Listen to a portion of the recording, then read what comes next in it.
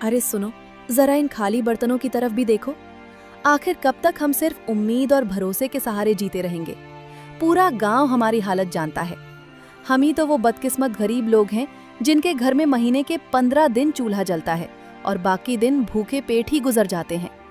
मोहल्ले की औरतें नए कपड़ों और गहनों की बातों में मग्न रहती हैं और मैं यहाँ 2 वक्त की रोटी की आस में सीने में भरी हाहाकार लिए बैठी हूँ।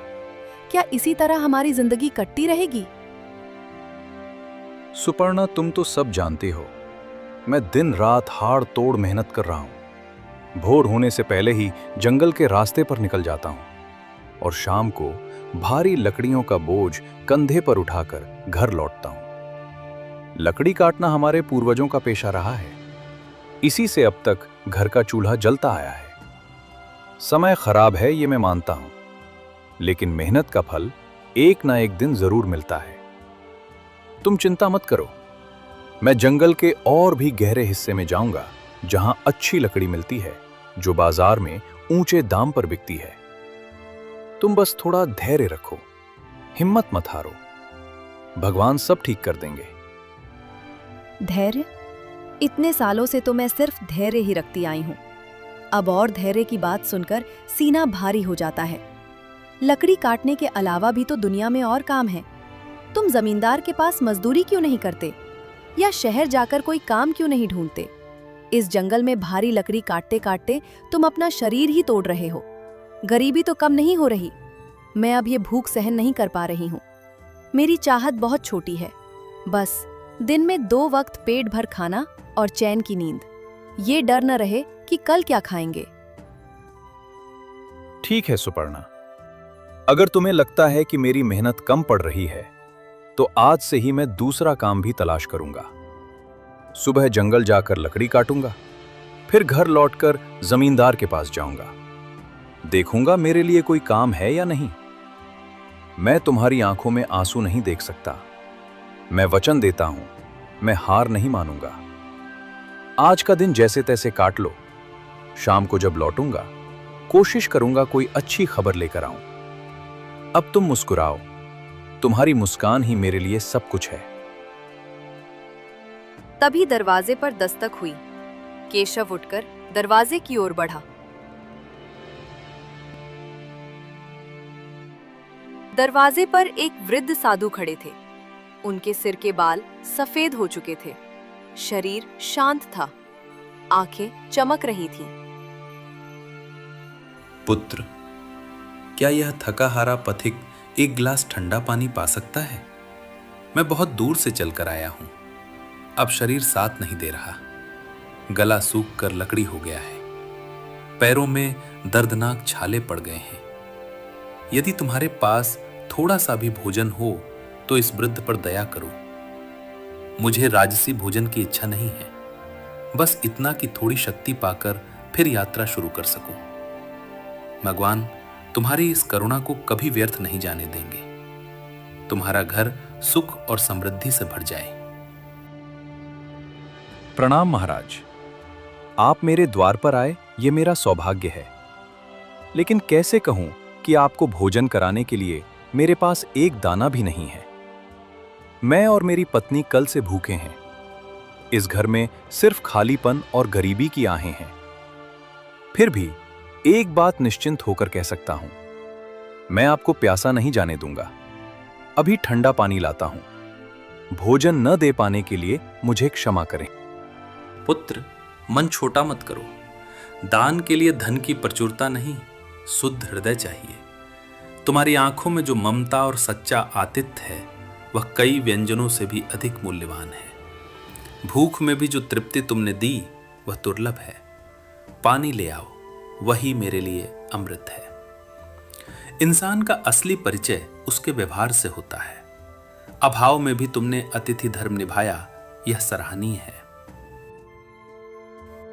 जब माधव ने साधु को पानी पिलाया, उनकी थकान दूर हो गई। साधु प्रसन्न होकर बोले, आशीर्वाद हो पुत्र। तुम्हारी सेवा और मानवता से मैं अत्यंत प्रसन्न हूं। इसलिए मैं तुम्हें 3 वरदान देता हूं। ये तीनों वर अटल सत्य बनेंगे। बताओ, तुम्हारी पहली इच्छा क्या है?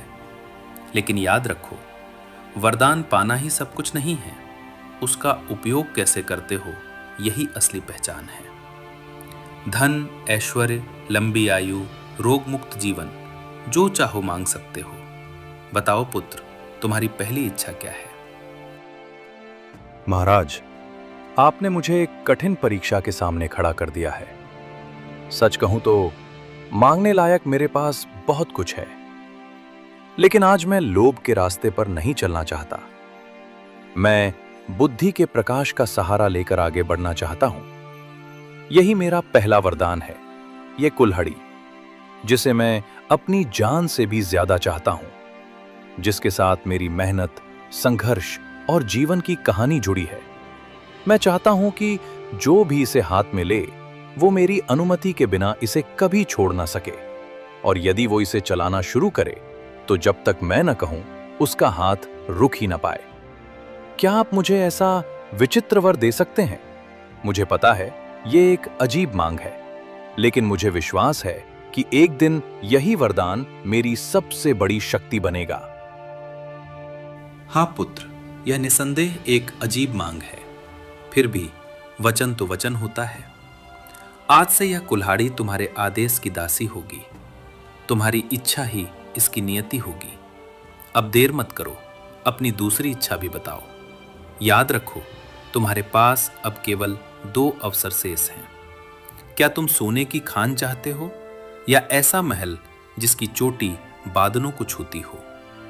इस संसार के सारे सुख और वैभव एक क्षण में तुम्हारे चरणों में आ सकते हैं। बस एक बार मन की बात कहो। महाराज, अपनी दूसरी इच्छा के लिए मैं इस पुरानी लकड़ी की कुर्सी को चुनता हूं। मैं चाहता हूं कि जो भी एक बार इस कुर्सी पर बैठे, वो मेरी अनुमति के बिना कभी उठ न सके। वो इस तरह उससे चिपक जाए जैसे पत्थर पर खुदी हुई रेखा।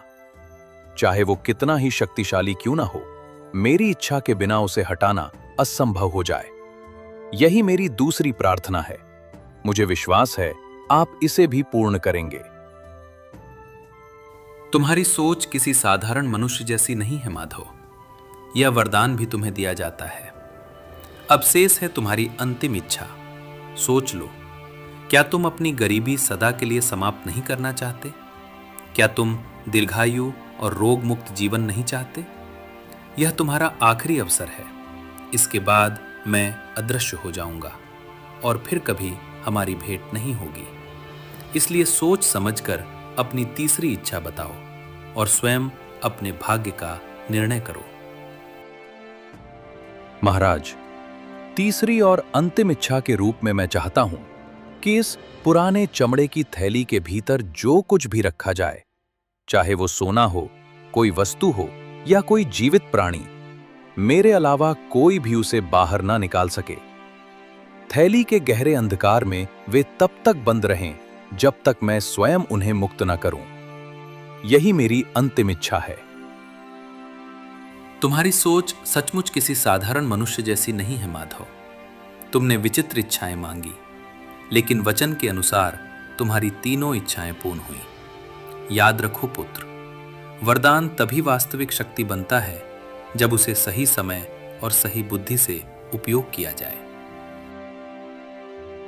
साधु बाबा के जाते ही अब तक चुपचाप सब सुन रही सुपर्णा ज्वालामुखी की तरह फट पड़ी। क्या किया तुमने? अपनी मूर्खता के कारण अपने सुनहरे भविष्य की बलि दे दी। वाह माधव, क्या अद्भुत बुद्धिमानी दिखाई तुमने। स्वयं देवता तुम्हारे द्वार पर आकर कह रहे थे, धन मांगो, सुख मांगो, और तुमने क्या मांगा? एक कुल्हाड़ी, एक कुर्सी और एक थैली। क्या इन तुच्छ वस्तुओं से मेरा पेट भरेगा? क्या इन वरदानों से हमारे सिर पर पक्की छत बनेगी? मैं यहाँ दिन रात कष्ट में जी रही हूँ और तुमने ऐसे तुच्छ वर मांग लिए। आज तुमने सिद्ध कर दिया कि तुम कभी दूरदर्शी नहीं थे। हाय, अगर मुझे मांगने का अवसर मिलता तो आज इस झोपड़ी को महल में बदल देती।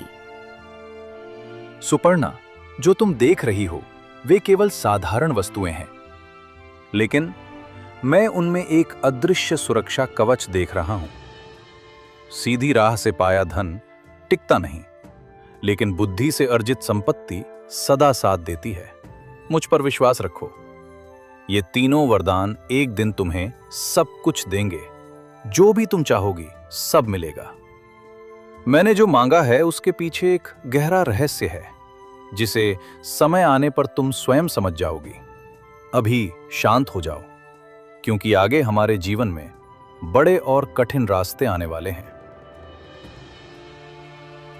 पत्नी के तानों से आहत होकर माधव अपनी पुरानी कुल्हाड़ी कंधे पर रखकर चंदनपुर के सबसे घने और भयावह जंगल की ओर चल पड़ा। दोपहर की तपती धूप घने पेड़ों की छाया को भी भेद रही थी। थका हुआ माधव एक पुराने बरगद के पेड़ के नीचे बैठ गया। उसका मन अशांत था और पेट में भूख की आग धधक रही थी। उसे लगने लगा कि शायद उसने सचमुच कोई भयंकर भूल कर दी है। हे भगवान, क्या मेरे भाग्य में सदा ठोकर खाते हुए भोजन की तलाश में भटकना ही लिखा है? सुपर्णा ठीक ही कह रही थी। यदि मैंने उस महात्मा से सोने की मोहरें मांगी होती तो आज मुझे यूं भटकना न पड़ता। पेट में अन्न का एक दाना भी नहीं है। जंगल में अब सूखी लकड़ी मिलना भी कठिन हो गया है। ऐसा लगता है मानो ये पेड़ भी मेरी गरीबी का उपहास कर रहा हो।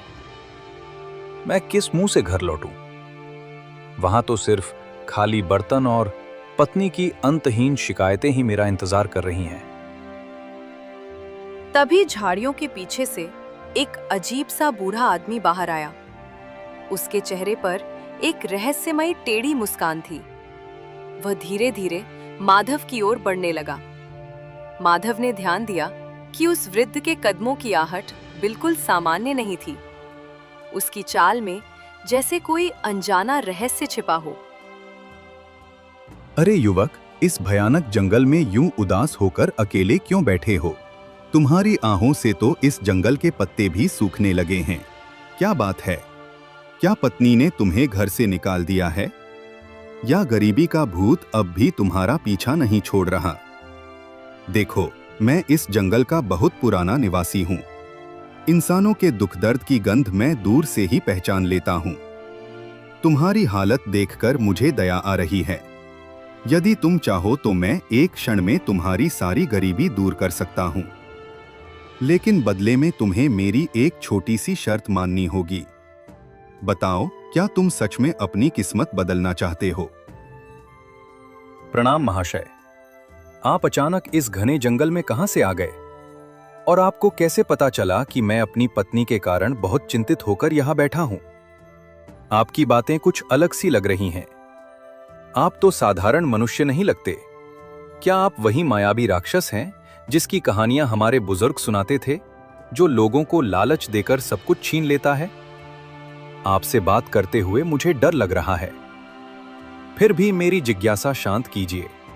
आप वास्तव में कौन हैं और मुझसे क्या चाहते हैं? तुम तो बड़े चतुर लकड़हारे हो। हाँ, तुमने ठीक पहचाना। मैं उस मायावी साम्राज्य का अधिपति हूँ। लेकिन डरने की जरूरत नहीं है। मैं तुम्हें नुकसान पहुंचाने नहीं आया, बल्कि तुम्हारी झोली भरने आया हूँ। देखो, मेरे पास सोने की मोहरों से भरी ये 3 थैलियां हैं। इन्हें ले जाओ और अपनी पत्नी के हर सपने को पूरा करो। अच्छा भोजन करो, अच्छे वस्त्र पहनो और इस झोपड़ी की जगह एक महल बना लो।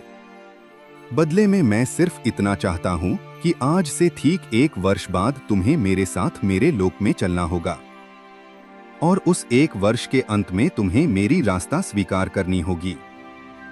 1 वर्ष की पूरी स्वतंत्रता और अपार धन संपत्ति। सोचो, प्रस्ताव बुरा नहीं है। माधव समझ गया कि यह एक शैतानी राक्षस है जो उसे अपने जाल में फंसाना चाहता है। लेकिन घर की गरीबी और सुपर्णा के कठोर तानों को याद कर उसका मन डगमगा उठा। उसने सोचा, क्यों न अभी यह धन ले लिया जाए। बाद में साधु के दिए वरदानों का उपयोग कर इस राक्षस का सामना किया जा सकता है।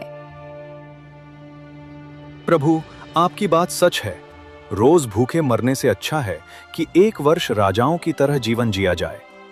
मेरी पत्नी हमेशा शिकायत करती है कि मैं उसके लिए कुछ नहीं कर पाता। कम से कम इन सोने की मुद्राओं से मैं उसे 1 वर्ष का सुख तो दे सकूंगा। लेकिन मुझे एक डर है। 1 वर्ष बाद जब आप मुझे लेने आएंगे तब मेरी पत्नी और बच्चों का क्या होगा? खैर, भविष्य में जो होगा देखा जाएगा। मैं आपके प्रस्ताव के लिए तैयार हूं। कृपया वे सोने की थैलियां मुझे दे दीजिए ताकि मैं अपनी दुर्दशा दूर कर सकूं और 1 वर्ष बाद आपके साथ चलने का वचन निभा सकूं। बहुत अच्छा, तुम्हारी चतुराई मुझे पसंद आई।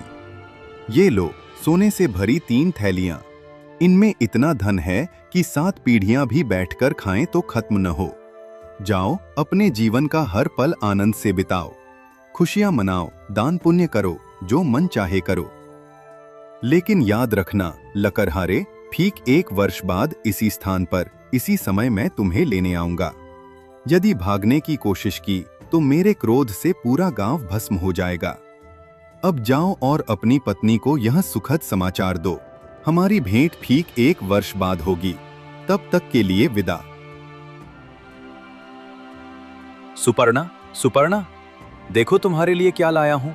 अब तुम्हें कभी भूखे पेट सोना नहीं पड़ेगा, न ही फटे कपड़े पहनने पड़ेंगे।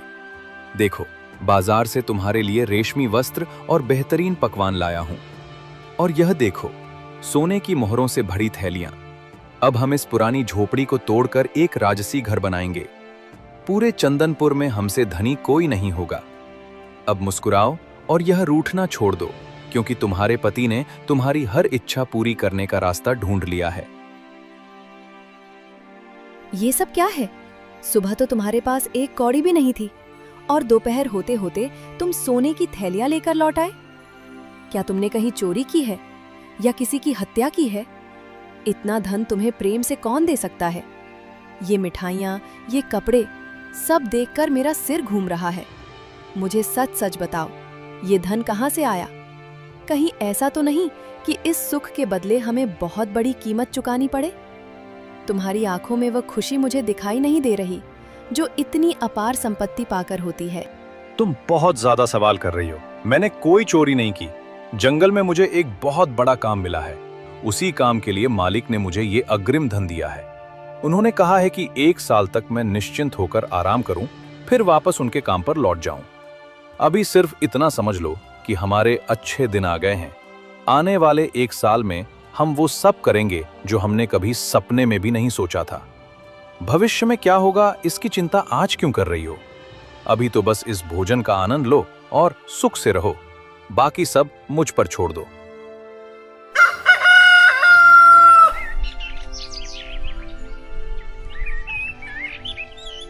सुपर्णा बाहर से खुश थी, लेकिन उसके मन के किसी कोने में एक अनजाना डर घर कर गया था।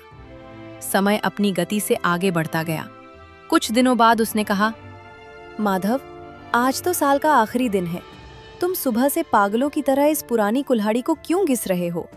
अब तो हमारे पास सोने की कोई कमी नहीं है, फिर भी इस फटी पुरानी कुल्हाड़ी और इस बेकार लकड़ी की कुर्सी को तुम अपनी जान से भी ज्यादा संभाल कर रख रहे हो।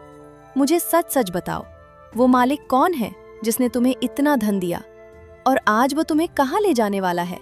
तुम्हारी ये चुप्पी मुझे अंदर ही अंदर खाए जा रही है। क्या हम हमेशा के लिए अलग हो जाएंगे? अगर ऐसा है तो मुझे ये धन दौलत नहीं चाहिए। मुझे तो बस अपने पति का साथ चाहिए। क्या तुम्हें मुझ पर इतना भी भरोसा नहीं कि तुम अपनी चिंता और परेशानी मुझसे कह सको? सुपर्णा, दुर्भाग्य से तुम बेवजह ही डर रही हो। मैंने तुम्हें पहले भी कहा था कि समय आने पर सब कुछ अपने आप साफ हो जाएगा, और आज वही समय आ गया है। पिछले 1 साल से हम जिस धन का उपयोग कर रहे हैं वो कोई साधारण धन नहीं था। उसे पाने के लिए मैंने अपनी जान तक दांव पर लगा दी थी। लेकिन डरने की कोई बात नहीं है। जिस महात्मा से मैंने 3 वरदान मांगे थे वही आज हमारी रक्षा करेंगे। तुम बस इतना करो, जब वो अतिथि यहां आए तब घर के अंदर ही रहना, जो भी हो बाहर मत आना। आज मैं साबित करके दिखाऊंगा कि एक साधारण इंसान की बुद्धि किस तरह एक भयानक मायावी को भी हरा सकती है। बस मुझ पर विश्वास रखो और मन ही मन प्रार्थना करो। वो बूढ़ा आदमी वास्तव में एक राक्षस था। वो धीरे धीरे माधव के घर की ओर आया। उसे देखकर कोई भी डर जाता। उसके सिर पर 2 बड़े बड़े सींग थे। हाँ, लकड़हारे, तुम्हारा समय समाप्त हो गया। देखो, मैं अपना वादा निभाने आ गया हूँ। 1 साल तक तुमने मेरे धन पर खूब ऐश किया। अब तुम्हारी सजा का समय आ गया है। चलो, यह कुल्हाड़ी उठाओ और मेरे पीछे पीछे नरक के रास्ते पर चलो। वहां तुम्हें अनंत काल तक मेरी दास्तां करनी होगी। देर मत करो, मेरी भूख बढ़ती जा रही है और इंसानों की पीड़ा मुझे बहुत आनंद देती है। बताओ, क्या तुम अपने मालिक के साथ चलने के लिए तैयार हो, या मुझे जबरदस्ती तुम्हें घसीटकर ले जाना पड़ेगा? अपनी पत्नी से विदा ले लो, क्योंकि अब तुम उसे कभी नहीं देख पाओगे। प्रणाम मालिक, आप आ गए।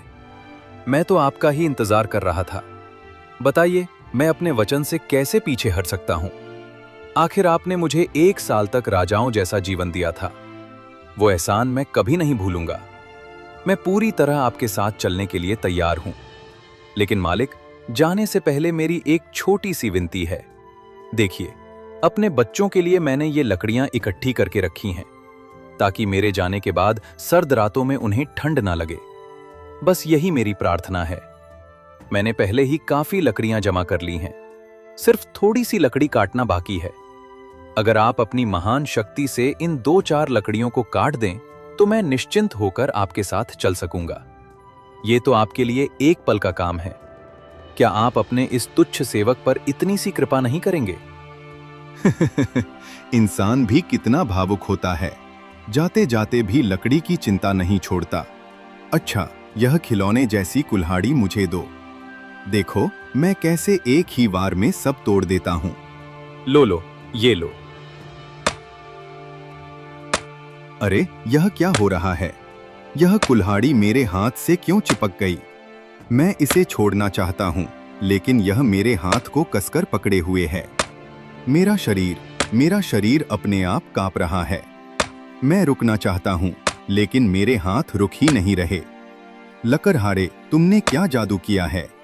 मुझे रोको, मैं कह रहा हूं, मुझे अभी रोक दो।